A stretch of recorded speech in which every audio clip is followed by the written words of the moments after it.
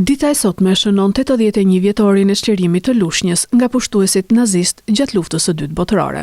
Por në festimet e kësaj date të shënuar për qytetin ton nuk kanë munguar nostalgjikët e diktaturës komuniste, të cilët janë pensionistë dhe kanë qenë të pranishëm sot në varrezat e dëshmorëve për ceremoninë e përkujtimit të dëshmorëve të Lushnjës.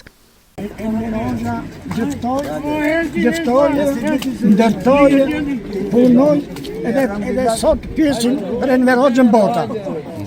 Qartë për Enver Hoxha? Do dohet të rikthesh? Do dohet të rikthesh Enveri? Po, mijtë ishte të shinqen 2 nera, ku dikja ytë ishte tjetëri. Se ka se mundësu kjo që është?